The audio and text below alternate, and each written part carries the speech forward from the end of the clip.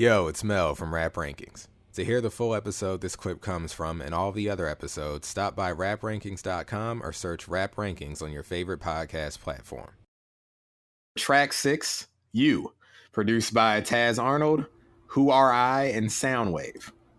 All right. So, Jesse, you got some stuff you want to say. Okay, so about this album, it either dropped or leaked the week of South by Southwest 2015.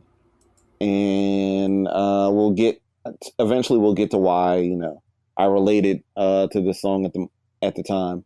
But so I was basically a South by Southwest veteran of sorts, if you will. 2010 was my first year, went by myself. I had the time of my life. 2011, I went with the woman who's now my ex-wife. That was like it wasn't our first time meeting, but we met up to go to South by Southwest. I think. Yeah, we did. 2012, same deal with her. At that point, we were a couple. 2013, South by Southwest is where I proposed for the first time. Fast forward style, spoiler style, that didn't work out. 2014 skipped because we were planning the wedding, and in 2015 I went to South by Southwest. So I went every year from 2010 to 2015 minus 2014, and I was kind of a veteran. And I guess talking about this album when it dropped, a few things about really quick before you continue. It was either South by Southwest, I want to say 2013, 14, or 15, but friend of the show, King LJ, went, and apparently he ran into Anthony Fantano, the needle drop, and he did a curtsy. Like, that was how who did the curtsy? LJ was like, yo, LJ what's up? And he did what's that? Who did the curtsy, LJ or Fantano? Fantano. He did LJ could do a curtsy meeting the man? When I first learned about curtsying in the 3rd grade, I did one. And then I got self-conscious after because I was like, oh, right. Isn't that like a girl thing to do? But then I was like, I don't give a fuck about these niggas. We know about this generation, okay? They're doing curtsies to each other. It's a cool move. I like the motions and the mechanics. So why'd you stop doing it? You do a gay porn audit every year. No, because I didn't do it right. And I wasn't comfortable in my curtsy mechanics. You ain't curtsy, okay? I ain't curtsy. I want to be, but I'm not. So you're going to start curtsying now? If I get it together. It's been a while. I haven't attempted it really since then because I was so embarrassed. You should be. You can't be curtsying. I didn't do it. There's a form. There's a way to do it. I don't really know how to, like, you kind of have to, like, bend, but I look ridiculous. Anyway, I'm going to get it right. Okay. Curtsying Mel will pop up in season 10 at some point. All right. I'll do it for the whole timeline. Me and LJ versus you and Fantano at fucking Rap Mania this year. Curtsy Wars. All right. No, it ain't the Curtsy Boys, okay? Versus the we're called the Standard Gentlemen. Okay.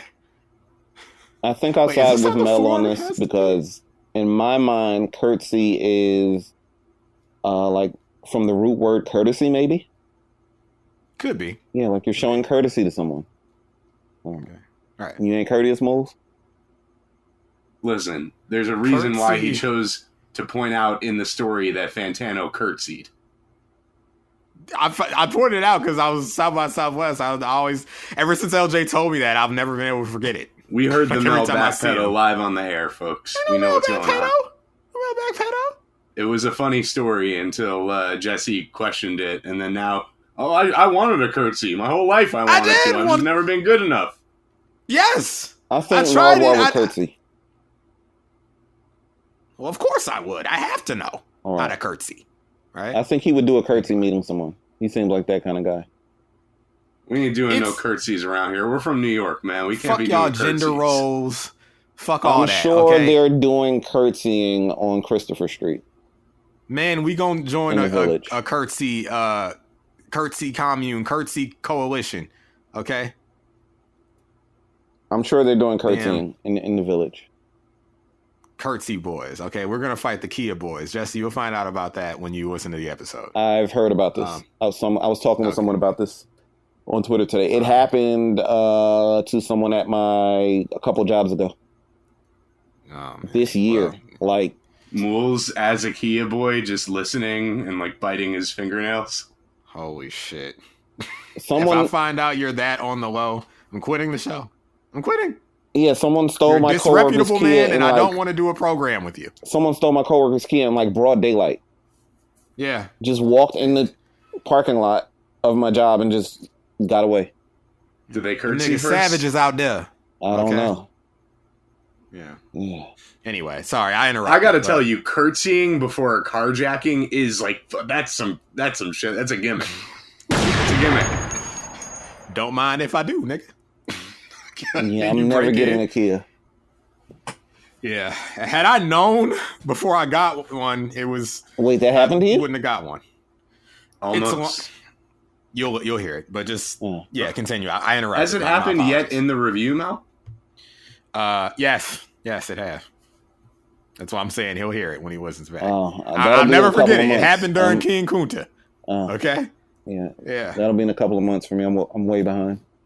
Oh man. But anyway, yeah. So South by Southwest, like everyone is kind of like not knowing what to make of the album. I definitely popped for the intro because let me just ask Moulz, did you ever go to like a Sean Price show in like the early 2010s?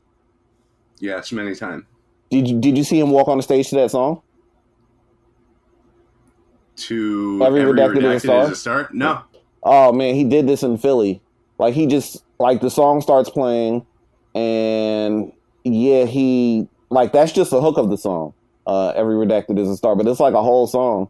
And he walks on stage, and it's the most funny thing in the world. Like he's just smiling at the crowd, and everyone is looking confused. And then when it gets to the hook, it's like the crowd is mostly white, and it's a very awkward moment because he was like kind of trolling the crowd. It was some funny shit. And then he just goes into his first song. And then when his set is over, he doesn't even say like, that's my time or anything. He just walks like off the stage into the crowd, leaving everyone confused like what the fuck happened. But so yeah, I love that moment. And it took a few listens for me to like fully understand this album and to fully for this to become, I guess, one of my favorite albums of all time. But are we just going to go into my rating for this song? If you want to go first. Sure. Yeah, we can. I'm going to go 7-. I'm shocked. You came on for this song and then gave it a 7-. Because I have a story that relates. Okay. I mean, you're allowed to do that. I'm just like, most of the songs I come on for are some of my favorite songs of all time. Then I was right, like, that's why I'm kind of shocked. But then I was like, no, I have a story that kind of ties in. Okay. Well, Moulz, you want to go next? Should I go?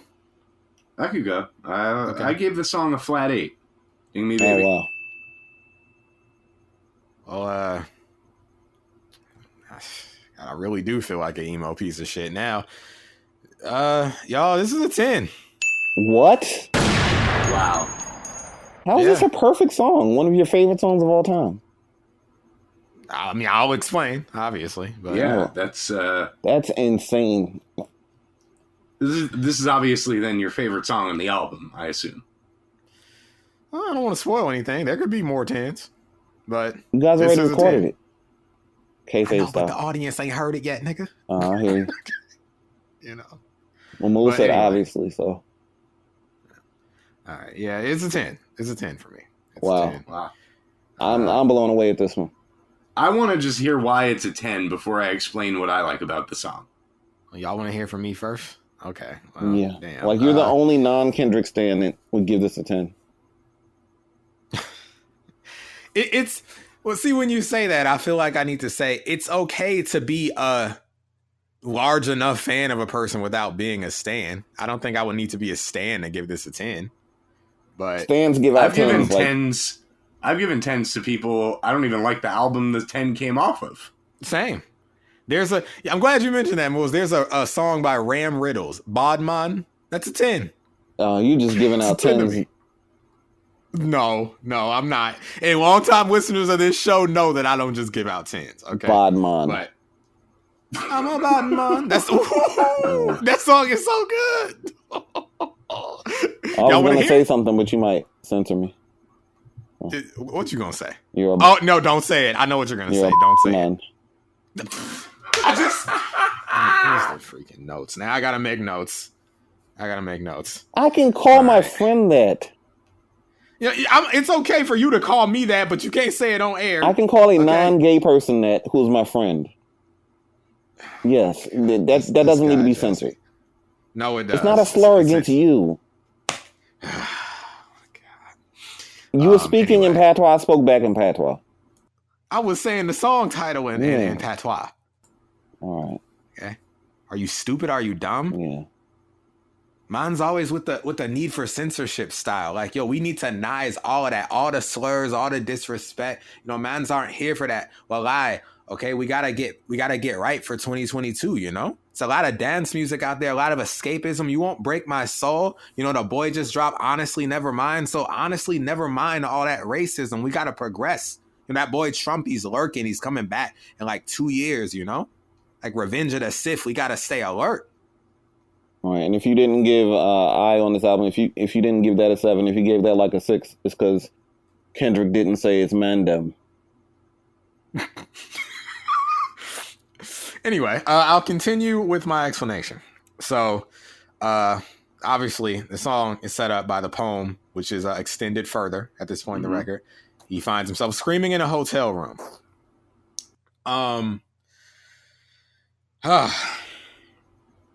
For a while, my only complaint about this record was that sequencing wise, it felt strange after these walls, like a very stark shift. But I found a way to make sense of it, and I don't feel like I'm forcing it because this comes from experience, and I get it. Jesse, you've heard my discography. Moulz, you've been a friend of mine for a long time. You know about how many songs Mel made about basically Catholic guilt in relation to masturbation. Yep. After these walls, him fucking the ops girl and just using sex to therapy and whatever, misusing his influence, this felt like that post-nut depression. That, like, I'm really a piece of shit, huh? Like, this is what I'm doing with my money and fame and influence. Like, it's the opposite of post-nut clarity. What'd you say? Smart rankings coming soon. Oh, absolutely. So I got it then. I'm like, no, I totally understand this sequence-wise. There have been nights where I get jiggy with a Bella Danger and then I feel like the scum of the earth right after. So who am I to say that the sequencing is odd? So the first part, you hear that, I guess I already hit it, but you know. And I want to say about the okay? The has become meme-worthy. I've used it as a meme. We got the drop. I played it. But I don't actually think of it as campy. I don't laugh when I hear it in the record. It's not funny to me when I'm listening to the record. The is sort of detached. It's sort of, pardon me if I'm getting too abstract, sort of gray. It's not over-exaggerated. It's like, it's, you know, which makes it feel, have you ever been depressed? I'm really not trying to turn 30 this into years a for TED Jesse. Talk. Hey, 29 for me. You know, have you ever been depressed? You were not depressed at age 1. Hey, you never know. All right, it's partially genetic. That seed was in me. All right, I beat depression for the most part. I'm not depressed anymore, but yeah, a good portion of my life. Okay, I'm happy to hear that. And it ain't been no 29 for you. 29, right, 29. Well, if you want to know when I feel like it activated, if we must go there, I would say 2002. Something like that. And This Is Melvin. We've all seen it. I didn't talk about depression in that. That was a show for the whole family. You were sad. Yeah, you were sad in the bed. What? So age 9. I was sad in the. No, see, you telling them too much. See, you know me personally. You telling them, don't tell them how I was sad, nigga. I was sad. I told them on TV when I got on TV. I told them I was sad, probably for something goofy. Okay, they don't need to know the truth except now. Okay, because we're talking about Mine you. was like age 13. I was like 8. I was like 8 when it started. But anyway, the feels detached. It feels gray. It feels inescapable to the point where it not being an extremely campy, blood curdling reflects depression, because if you've ever been depressed, having an extreme emotion is almost a positive sign. It means you're feeling something, anything, you know? You're really in that depression when you're so sad that you're not sad.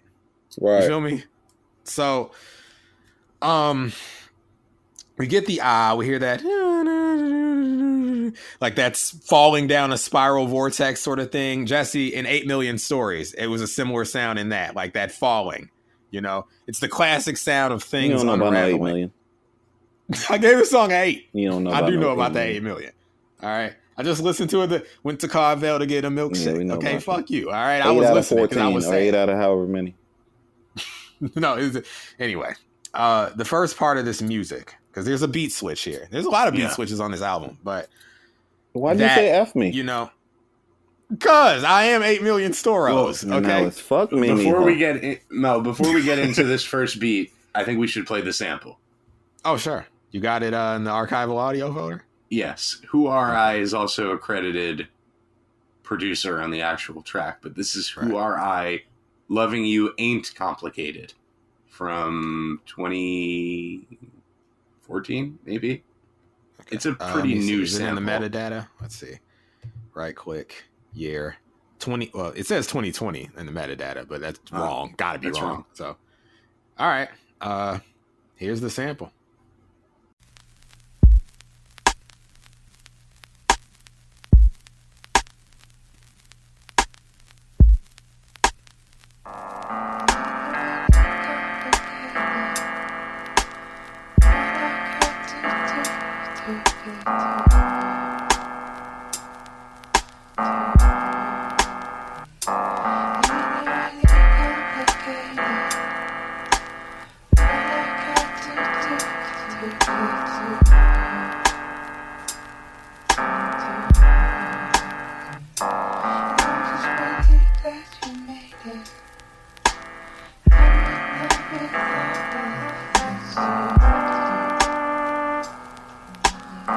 This is actually the second beat now.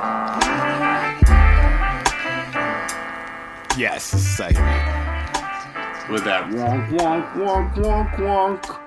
Yes, wonk, wonk. That's my favorite of the beats. Same. Honestly. Same. That's what brought it up to an 8 for me. And we'll talk about more of why I gave it the 8 when Mel's finished. But yeah, I mean, well, the second that second beat is what got it to a 10. The first part before that beat switch, that music, I feel like is, the drums and the, I place blame on you still, place shame on you still. When he's attacking, it's the anger, the fury, the frustration, the literal attacking yourself that comes with depression. Okay. It's not until we get that beat switch that the floodgates start to break. Now, look, okay, new listeners, you don't know this. Longtime listeners, of course you know this. I am Emo Mel, okay? This is a peak Emo Mel record, obviously, with me giving it a 10. I've cried to this multiple times. What?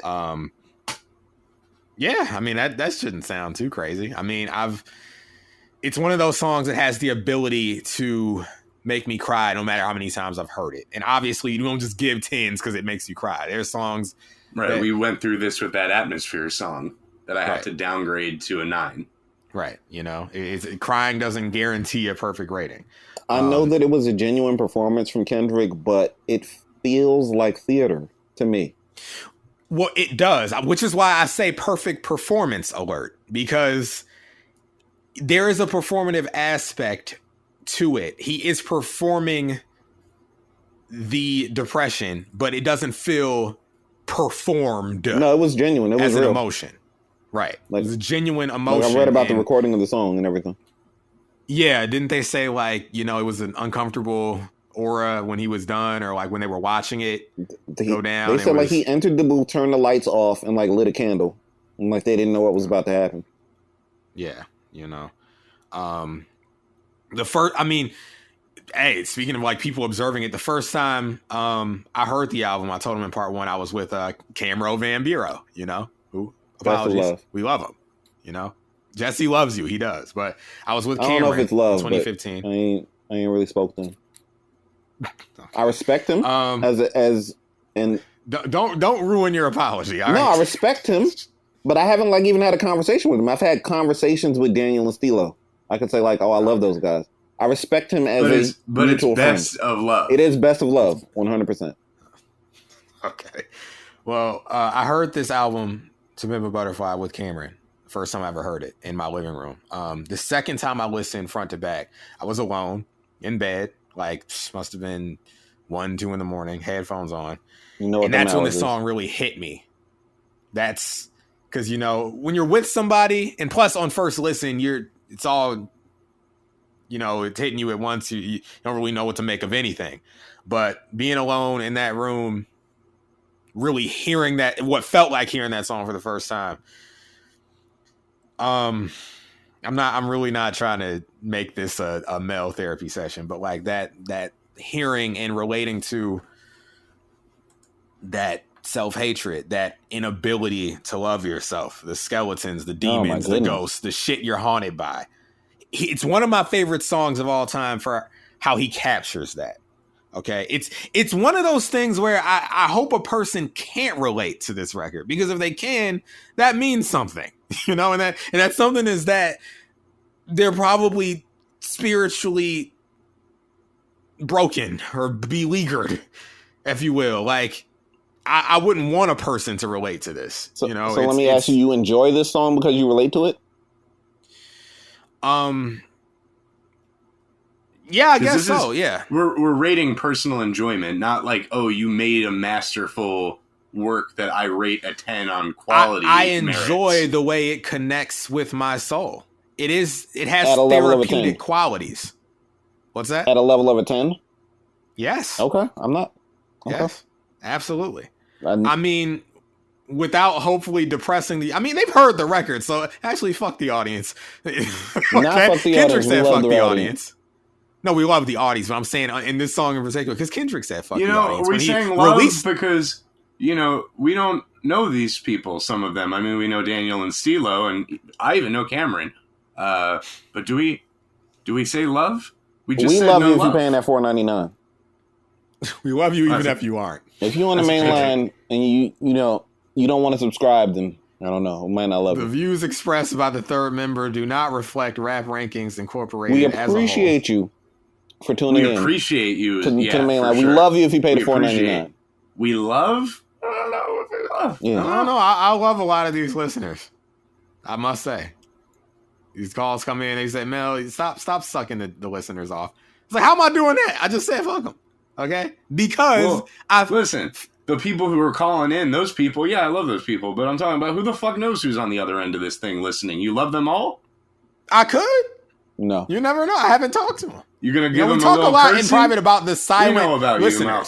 All right? You've been thinking about giving curtsies to all these you say curtsies like blowjobs, giving curtsies. Okay, yeah. I'm gonna give a lot of curtsies when I get my form right. You're curtsying fool, you ain't gonna be able to stop me. Okay.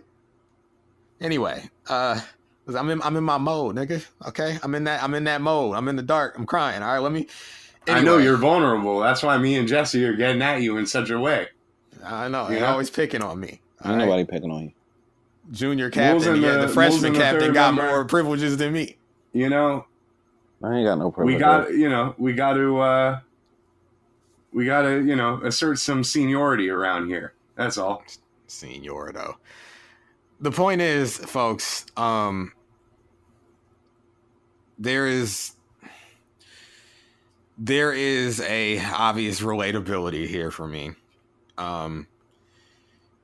Things that were said in the record I have felt before, and they're uncomfortable things to feel. But that idea of I place blame on you still, place shame on you still, the operating word is still there for me. Because if you've ever done, Jesse, you got to feel me. When you're doing that work on yourself, when you're trying to peel through the layers and figure out what is the root cause of this shit. I really thought, I'm not trying to be funny, I thought that was a reference to putting yourself over. You said when you're doing that work on yourself, I was like, okay, here we go. Well, no, doing that work on myself has put me in a you-like state. But no, just the still, it's like after so many years, you're like, still? Like, I can't forgive myself still. I hate myself still. Feel like you ain't shit feel like you don't feel confidence in yourself. Okay. You know what I said to you, Mel, on the Juvenile episode when you couldn't name no black woman? What'd you say? You ain't no beater. I'm definitely a beater.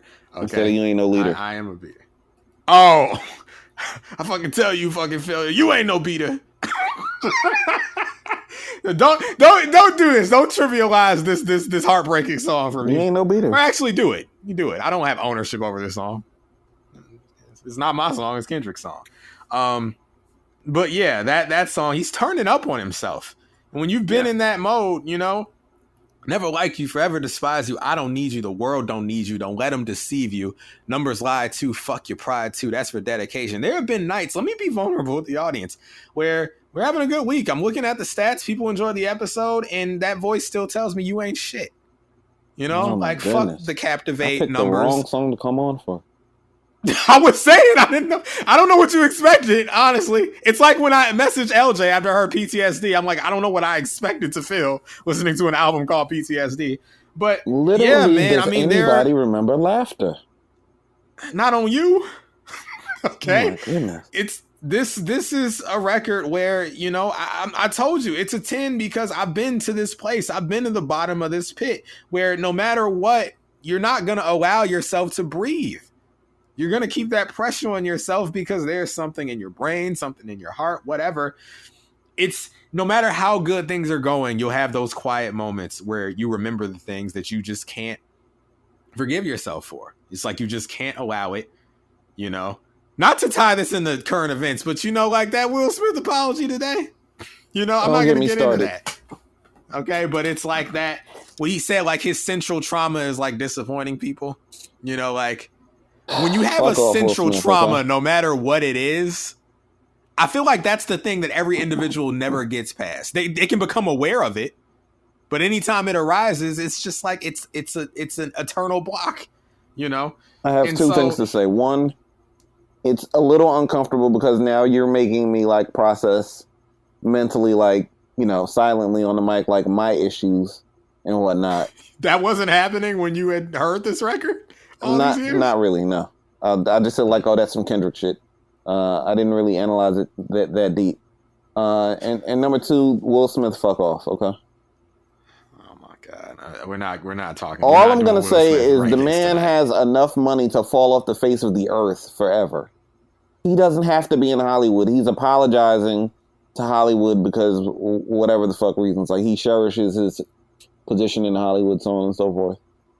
I'm sure that has something to do with it, but also he's apologizing because he feels fucking bad about himself, you know? The apology could have went, I'm remorseful and, you know... I mean, to be fair, Mel, the apology could have been delivered privately to those who were directly affected. Yeah, well, Chris, I know want to talk to him. Public.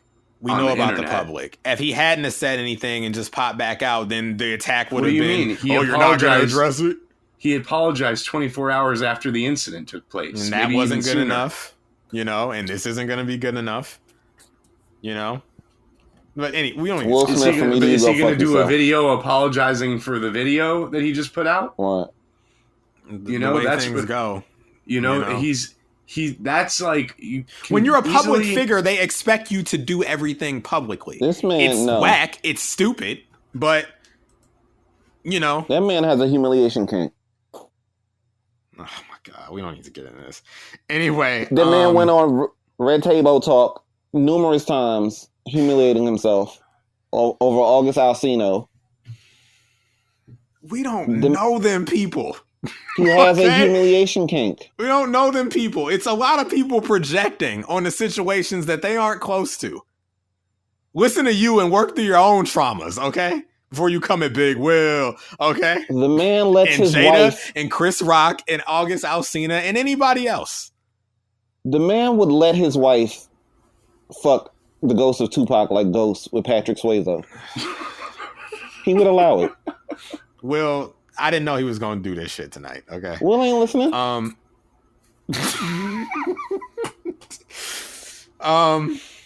Anyway... The transition happens after we get this fury and anger into the beat switch. We just heard the sample. Now, again, I'm going to be rap genius, Mel. But see, I don't ever do that unless I really think I got a point. When you hear the lady, housekeeping, she's speaking Spanish, she's knocking on the door. Obviously, that's just a bit of sound design, immersive in the world. But and the panning and everything that's going on. All of that happened. Really, really cool sound effects and whatnot in the middle. Very much enjoy that. But what I realized this week, her appearing kind of is like when you're in that state of depression, it's like sometimes you remember like, oh, right, the outside world. Like he captured that reminder of when you're drowning and then you got like that jolt back to reality because it's like, oh, other people, like it's also like her knocking on the door. It's like that person trying to help you, but you don't answer. Oh, this is genius. You feel Mel. unreachable. I'm saying, look, man, He's I really think that there are layers happened. here. No, I'm sure it really happened, but think about the situation. He's not answering because he's depressed. Here's the thing. It really happened, but he recollected someone knocking on the door room service while he was spiraling, really going through this. Right. So I think it's important to note that. So it was something he went and put into the song. Nothing's by accident from this guy of all people. Kendrick Lamar is a thoughtful artist. I'll give him that. So when I hear this, I have to believe it's for a reason. Even the way it's mixed, it's like when you're on that island, bro, like you feel 2 trillion miles away. Like she's knocking on the door, but she's distant. Things are swirling around in the headphones. It's just like, you feel unreachable. You don't want them to, even if that person's trying to help you, you don't believe they can help you. You don't want them to try. It's not their problem. Maybe you're just one of those people who stuffs it in. There's a lot you can think about. Okay. And my favorite moment of the record, and see, I didn't know it was a sample until you brought it in, Moulz, but the way they sort of like corrupt the vocals as they're like panning left, and then like, cutting in and out and all that. Like, but when it drops, that's when the song, those like wonky sort of like almost sounds like a tuba filtered through some sort of amp or something. It's a really interesting sound that comes in underneath it all. And, that's where he's doing the delivery where it's like he's crying. Yeah. And I feel like that the anger has faded. Now we just crying. Now we're sad. Right. It's you tired yourself out. Now you just, I gotta say, in the second verse, when the beat changes, the closing sequence that ends the verse between that and the beat is what puts it over as an 8 for me. The performance is like great horns too. Are just going off and but when he says, "Guess you thought he'd recover well. 3rd surgery, they couldn't stop the bleeding for real. Then he died. God himself would say you fucking failed. You ain't tried." And you hear him like sniffling, and you just hear the horns. The performance that he gives throughout that verse, the delivery of just that line, God himself will say you fucking failed. That line in particular is one of the hardest hitting lines on the whole album to me. It is. And I'm not gonna lie to you, when I lost my $40, I said that to myself, bro.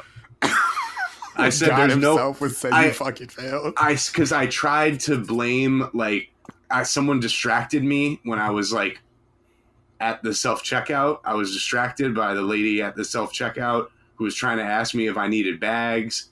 And in my head, I'm like, man, if she didn't bother me about those bags, I would have known to put the money back in my thing.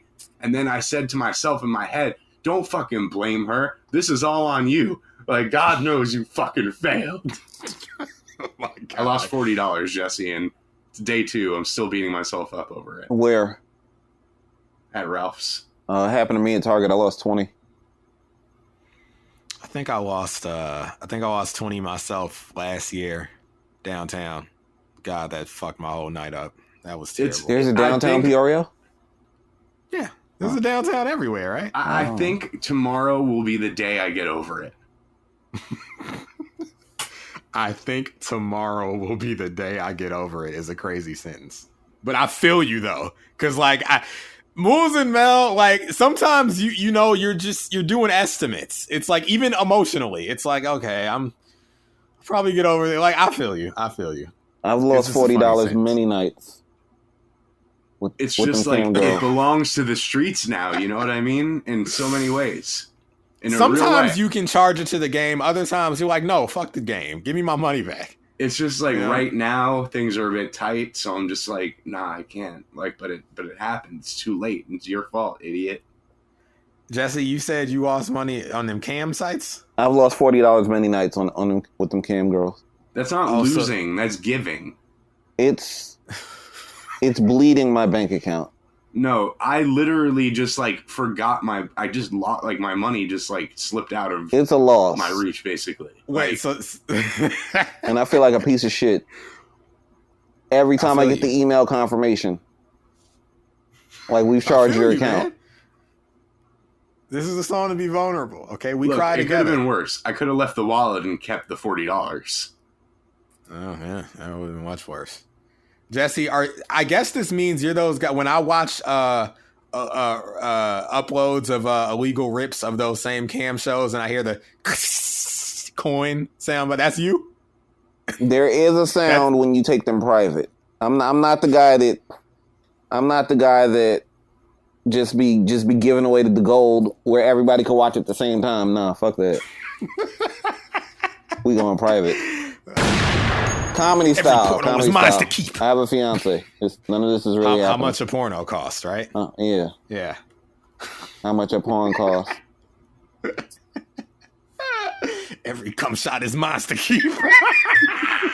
Okay, all right. Back to earth. I'm gonna hit this drop, Jesse, because I feel like I don't want to make you uncomfortable. it's too I late. thought we was all gonna be on you time tonight. No, it's too late.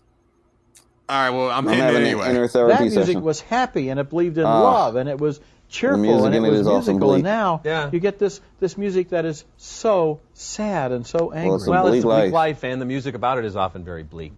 That's what's happening right now at this point in the album. These Walls, a very sunny sounding song, even though maybe content wise it isn't all that sunny. You know, King, we've Sunny been enough moving for and the grooving. Hello show, though. Oh yeah, yeah. Could you hit Ellen that did. for Jesse just before the music Oh, kicks in again? sure, Okay. sure. Like, you Yeah, gotta Jesse. hear this, Jess. Kendrick was on LO DeGenero, and she had the dick all in her mouth. She was shaboing boinging. Here it is. Check this out, Jesse. Rolling Stone magazine called our next guest the greatest rapper of his generation, but he is so much more than that. He is an artist, a poet, a lyrical genius, and the state of California recently honored him for being a positive icon. In a very rare television appearance, please welcome the incredible Kendrick Lamar. Recently honored him for being a positive icon. That's Jesse before the Mr. Morale review. Yeah. I believe him. I believe that man was flawless until his album. Well, yeah, when this second part is what gets it from a 9 to a 10. Like this is the part of the song where I am most susceptible to breaking down. Yeah, this is where it goes from a 7 to an 8 for me. And I'm surprised, Jesse, with the 7 minus this one. I'll give you this, though. My flat 8 and why it can't go any higher for me, I'm thinking about enjoyment. And, like, I can only get so much enjoyment from someone else's suffering. Because this sounds like someone's suffering. Well, let me be clear. My enjoyment is not in his suffering. My enjoyment is that I can connect to his suffering. Connect to the suffering. On right. such a deep level. I'm not saying that if you love this record, you're, like, gawking at his suffering. His suffering is a performance on this song. No, even that's if them it's white inspired, people. Even if it's inspired by the like true events, though, right? Like he's recreating it. He's doing a, what are they called in the documentaries? Reenactment. Mm-hmm. Yeah. So this is kind of a reenactment. Makes me think of those game songs where he's crying about Dr. Dre. Oh, that was bullshit. It's just that like it's much less trivial subject matter, I suppose. It hits more close to home. It feels more real. The performance is better. Game's not actually performing. He's actually drunk and crying. No, that was fake. And to me, it sounds very fake. Since we talking about crying, thinking about rappers who cried on record, and you can tell it was genuine tears. Ghostface. I mean, he's had verses where if he's not crying, it sounds like he's on the verge of tears. Yeah, he's convincing. Yeah. Scarface. Does he? Yeah. He has verses where it sounds. Oh, Kevin Gates on this new album literally like cries in auto-tune. We know about him. We do. Yeah, he's great. He is great. That's right. We know about me. He's a psycho. Norman Bates. He's one of the most psychotic people to ever walk the face of the earth. Hannibal Lecter. Okay. Yeah.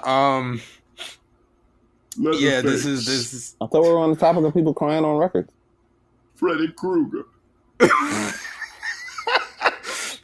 We are talking about people crying. Jesse, you're gonna hate me for this because I guess you hate when I talk about this man. But the first for this, not me. For this. I hate when you talk about who Hamilton. Yeah, I don't hate that. That's your favorite rapper of all time, probably. No, not anymore. It's a rapper that has great meaning to your what life. I will give him is maybe the most impactful rapper. That's kind of what I meant. It's fine. Even that, though, I wouldn't have been a rapper if not for Lil Wayne. So it's kind of like 1A, 1B. The most influential rapper ended up being Charles, I guess. But when the first time I heard the Pink Lava Lamp in my room, I cried at the end because he was crying at the end. What song? I'll Be Around. I don't remember that. Yeah. I don't hate you mentioning Charles Hamilton. It's fine. No, you gave me so much grief in the hotline. What did I say?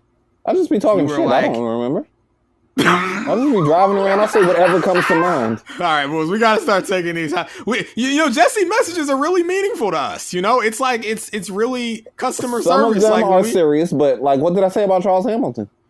No, you were like, Mel, you got to stop. You feel, which was false, but it's like you bring in stuff and you act like he did everything first, and that's never what I'm doing. What was that? It was the sugar-free episode. I remember. I was playing something that it reminded me of. Okay, so that was last season. I don't know. That was a long time ago. This man, Jesse. No statements are meant to be taken seriously. And that is the Jesse experience. I usually denote my call. Like, I'll usually say, okay, this is serious style. Otherwise, take that shit with a grain of salt. Okay. Yeah. Fair enough.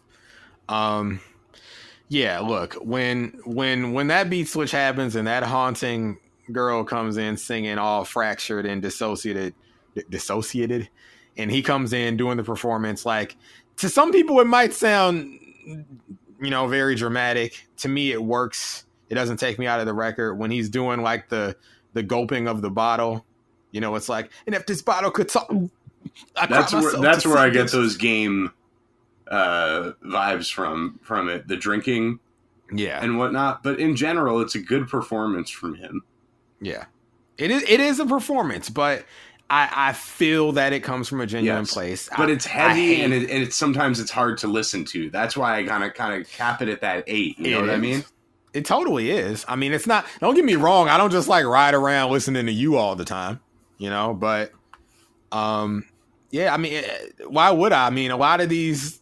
I know your secrets, nigga. Mood swings is frequent, nigga. I know depression is resting on your heart for 2 reasons, nigga. Like the way he's talking to himself. I've been there. I've been there, man. You just can't get right. I think your heart made a bulletproof. Should have killed your ass a long time ago. Talk about what? You just gave an example. Example? I'm not being funny. The man has a learning disorder of some sort. Oh, are we talking about the Kendrick trope of omitting words and not knowing how to say things correctly? Sometimes I think it's stylistic language correctly. Sometimes I think it's artistic. No, not integrity. He says it on like the first song, something about uneducated, but something. Uneducated, but I got $1 million check like that. Right? Yeah, but he's one of the greatest at conveying ideas and putting ideas together, but the words he stumbles a lot.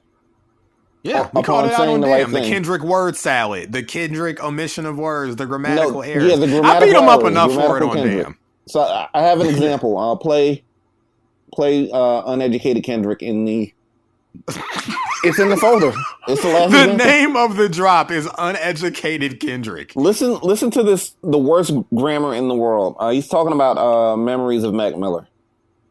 Oh no! So is this like from an interview? This is a double whammy because you're talking about a guy whose fans are extremely sensitive and he's dead. He's talking about his memories of Mac Miller after Mac Miller passed, but he makes a bad grammatical error. This is just a bad mashup of potential offense. But It's sure, not let's hear it. offensive, but go ahead. All right, here we go. I remember years back we had this thing called How Many Racks. I say something like, how many racks Whoopi Goldberg got? Mac and Shoe back. How many racks Vanilla Ice got? You know, silly shit that made us laugh or whatnot. But fast forward months later, one of them got me a black G-Wagon. You know, we young, we just now getting money in the industry. You know, so I sent him. I sent him a pic of the G-Wagon. I say, how many racks Kendrick Lamar has now? And he sends back, Kendrick Lamar never have racks like Mac Miller. How many So Blu-rays how many Moulz racks has Kendrick now? Lamar has? How many Yeah, it Blu-rays would be- Moulz has now? How many porn See, and scenes I Melvin Birch has now? It's so funny that you bring this up because this is the kind of thing that I would stall him out about because it's like, look, I'm not finna be AP English male on no other nigga I don't know. Like I'm not a grammar Nazi, as they say. You How know? many racks I'm a Kendrick grammar Lamar Nazi to has myself. There are certain things like when people do the 2-dot ellipses or ellipsis, I hate that. You know, I hate the wrong your, you know, but like now? Your and I'm your not is finna- terrible. Yeah. Yeah, Two I'm and not two. finna do that to him though. You're not going to What'd hold you how say? many 2 racks and Kendrick 2? Lamar has against him? No, not in an interview. On record, it probably would have made me itchy, but like, he's just talking. The man cannot speak. Like, this is what Jesse said. Jesse said this. Keep in mind, this is one of Jesse's favorite. He likes Kendrick more than both me and Moulz. Yeah, but I'm a that fan, stuff but is I'm not glaring. that big of a the, fan. the grammatical stuff is glaring. Hey, I just made a grammar. Me and Moulz. I mean, Moulz and I. No, that's fine. Me and There we Moulz. go. Not But see, I'm just talking though. That's the thing. He's just talking. No. I mean, He's yeah, on it's a TV little more. talking like I it's wouldn't have just you made and that me. mistake. You know, he on TV talking like it's just him and whoever the fuck he was talking to about Mac Miller. no one You know? should say how many racks Kendrick Lamar has. I agree. No one should. I am grammatically trained enough to where I wouldn't do that. It's you know what? Perfect example, Jesse. When people say "Why you mad for," that burns me up. That's Because slang, kind of. It's either "Why you mad" or "What are you mad for?" Or why you mad for is ridiculous to me. That's slang. That's not a whole fucking. I don't know how many racks Kendrick Lamar has. Why you mad is slang, but why you mad for? It's an unnecessary for. They're trying to You say, add the what are you for mad for? when there's a what? What are you mad for? But not why you mad for. That doesn't make it. Don't make me do this. You do this. But yeah, I think your heart made a bulletproof. Are you? Yeah, grammatically Are is you ridiculous. doing the common thing now, but for your own favorite guy? No, I'm just Your saying that's a favorite dude? glaring issue he has. But he's amazing at conveying his ideas and putting them into songs. But sometimes he just goes off the rails. Like that whole thing on it Mr. could've Morale that been- we talked about, where it was like every artist has been molested. Like, what are you talking about? Well, see, you know what? And see, this is why I hate first listens a lot of times, because on repeat listens, that's not what he was saying. He was saying more so, you know, not every artist has dealt with that specific trauma, but like every artist, I can't even remember actually right now, but the second time I heard it, I'm like, okay, he wasn't saying that. But yeah, look, I think your heart made a bulletproof sounds crazy. It would be, I think your heart is bulletproof, or I think your heart is made of bulletproof fabric, perhaps. But Your heart made of bulletproof. what I say, bulletproof. Yeah. Anyway, he's talking about killing himself, man. Don't. No, he's not. Should have killed your ass a long time ago. You should have felt that black revolver blast a long time ago. Yeah, Jesse, what do you think this song is about? And if these mirrors could talk, it say you gotta go. And if I told you secrets, the world will know money can't stop a suicidal weakness. Mel, we've done it already. I thought someone else was speaking to him in those songs. In some of those lines. Wait, Jesse, seriously? I thought that somebody else was having that conversation with him. For some of the lines, yes. He literally said, and if these mirrors could talk... hey, look, I'm not Genius Jesse. I'm not trying to dunk on you right now. Feel free. I'm not Genius Jesse. No, I don't want to. I don't want to dunk always on get Jesse. it right. That's fine. I don't want to put you on a poster. I want to put them crackers on a poster. All right. Hello, crackers. Yeah. What's going on? Yeah. Look, the song moves me to such a degree that it's a 10. I'm gonna ask you to play something of yours again, Mel. That's not bad. Oh, okay. Can you play "Laid to Rest"? I don't know if I want to play that, man. That I might have said some things. Is it depressing? I don't. Yes. I don't want to hear no more depression tonight. It's Mel's "You." Oh, well, is that really how you think of that record? As my "You"? You're beating yourself up on there. Yeah, but my approach to that is almost I'm Joker-fied almost at that point. Like, you know, I've been broken psychologically. I have yous. I definitely have yous out there, multiple, sadly. But I shouldn't say out there because they're not out there anymore. But I've made heard multiple some of them. yous. You've heard all of them, or most of all of them. You've heard my discography, but I'm the you man. Which is why this rating shouldn't be confusing for people. You're the U-Man, and I'm a U-Haul. Okay. Yeah, I'm done. I feel like I just been what is it? Trauma dumping? Is that what it is? What the kids say? Yeah. Trauma dump. Yeah, I did a trauma dump. I was just trying to explain my connection to the record. I didn't want to, you know. I'm not, folks, if anybody's listening from my teenage years, I'm not that guy anymore. The dude that would try to turn on you in the car. Okay? You're like a pimple on the left. Just like a pimple on the left. Where's that guy? That dude is a nut. Hold on. Where is it? When it comes to being the U-Man, Mel was the U-Man, but now...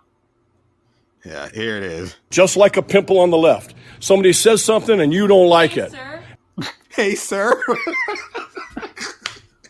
That was how I was talking to people when they didn't want me to be on my emo stuff in a group setting.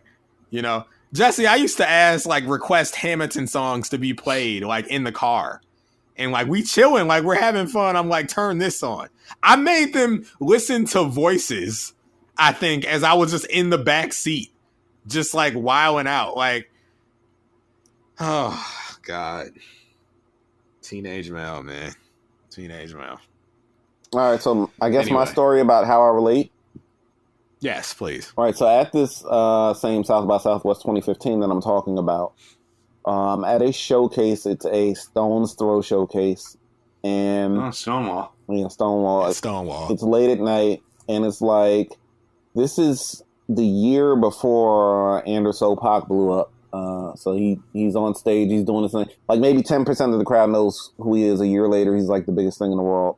So I'm like, oh yeah, I know of that guy because I'm, you know, from LA and a little tuned in, so on and so forth. Then maybe like just 20 minutes into the party, I have a panic attack.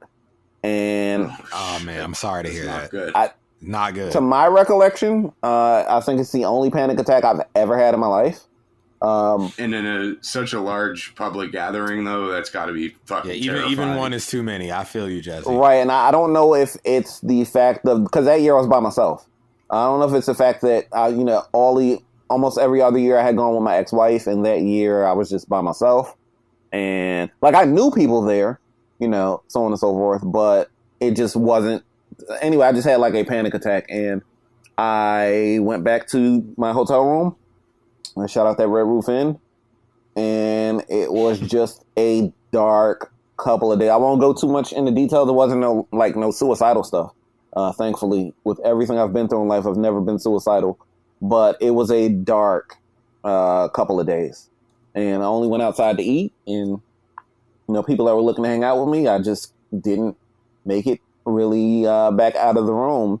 And it's not really comedy style, but funny observation style. Like, I wondered to myself, was that me like trying to create or recreate the Kendrick experience from this song, kind of like when Mel was trying to be Hamilton? Hey, you can't really rule it out. Like, I don't know. I just had a panic attack in the middle of this party, and I was like, I have to make you have to get up out of there style.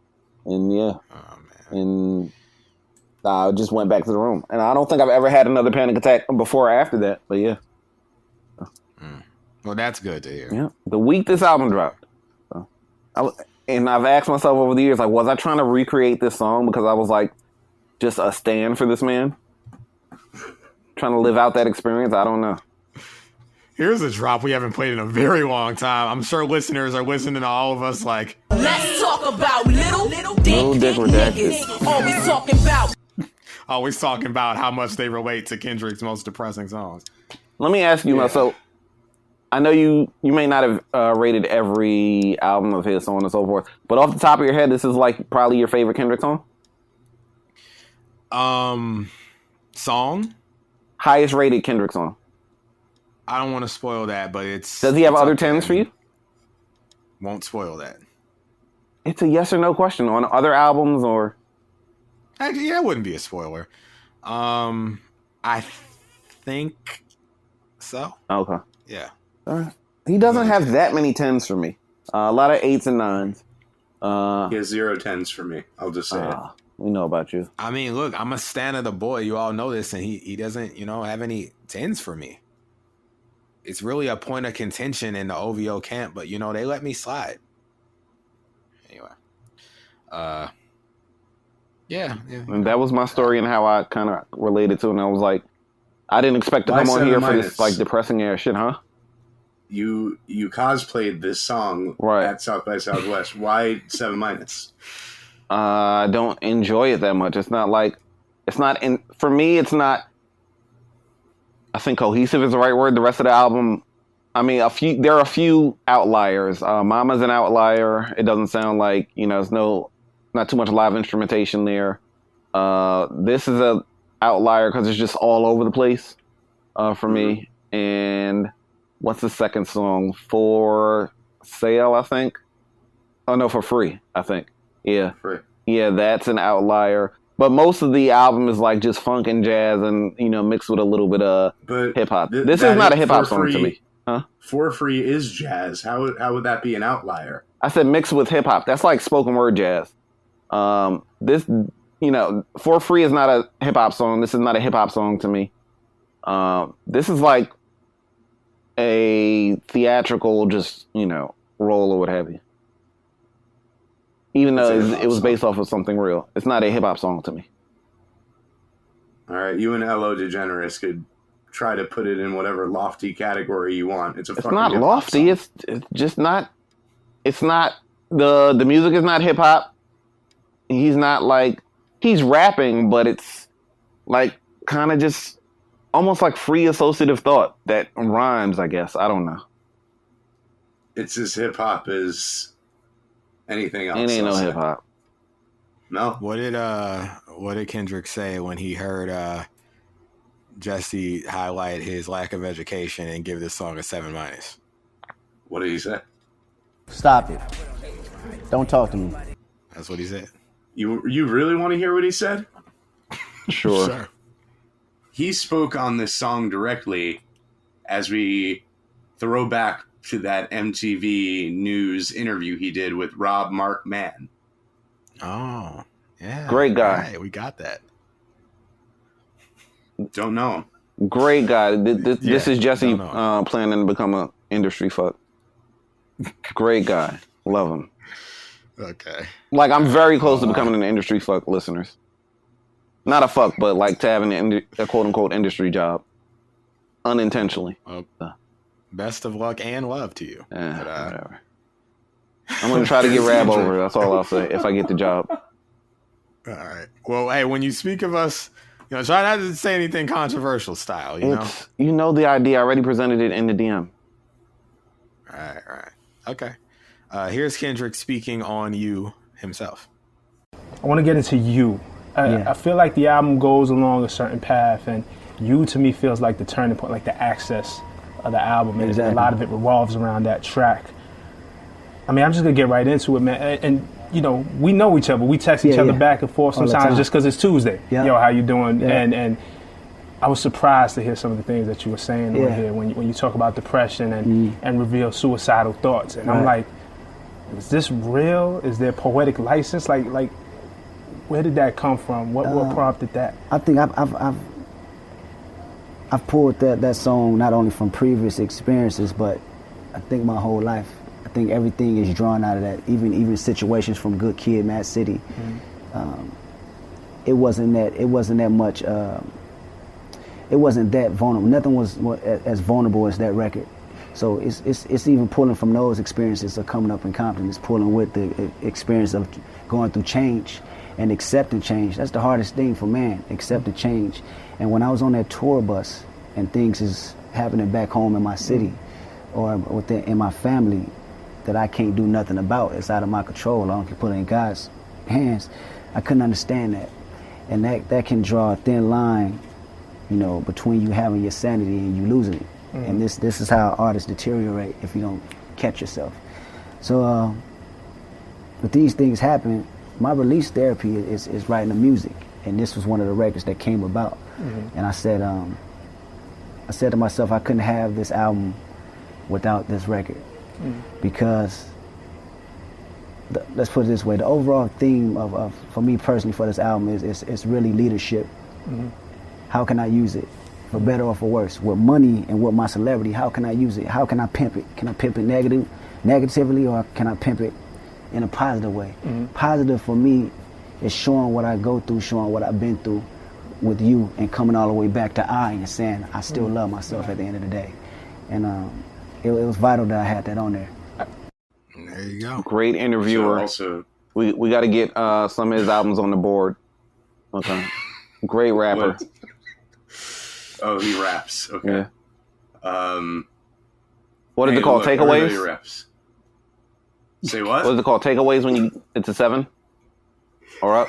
Yeah. Now you're pretending you forgot what the rating system. What I said. What's the term? Is it called a takeaway? Yeah. Okay, just making sure. How many takeaways Rob Markman has?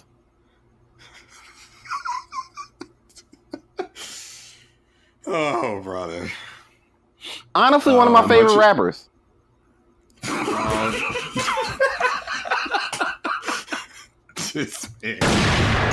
Listen, this is really how much a Jesse costs, okay?